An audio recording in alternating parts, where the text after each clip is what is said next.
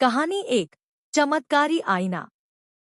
गांव में एक प्राचीन महल था जिसे लोग भूल गए आईने का महल कहते थे। कहते हैं महल के भीतर एक ऐसा आईना था जो हर उस इंसान को सच्चाई दिखाता था जो उसे देखता था। लेकिन लोग यह भी कहते थे कि जो इस आईने के सामने जाता है वह खुद को पहचान नहीं पाता और हमेशा के लिए खो जाता है। एक दिन एक जिज्ञासु युवक राज, जिसने कभी किसी की बातों पर विश्वास नहीं किया, उस महल की सच्चाई जानने की ठान लेता है। उसकी दादी ने उसे सावधान किया, राज, उस महल में मत जाना। वहां जो भी गया कभी वापस नहीं आया। लेकिन राज ने उनकी बातों पर ध्यान नहीं दिया और महल की ओर बढ़ गया। महल में घुसते ही राज ने देखा कि हर तरफ धूल जमा थी और एक अजीब सी ठंडक महसूस हो रही थी।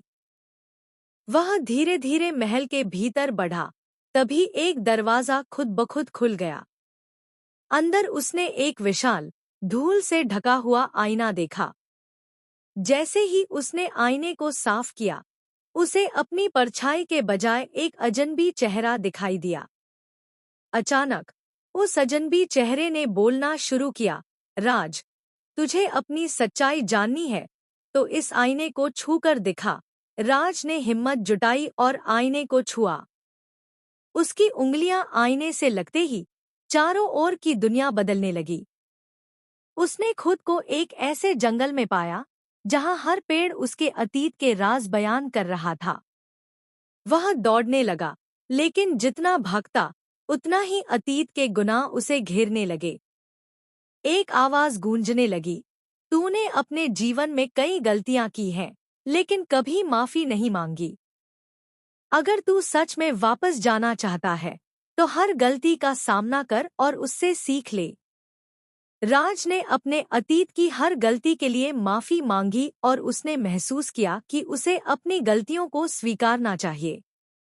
अचानक वह वापस महल के अंदर आ गया और आईने के सामने खुद को देख रहा था।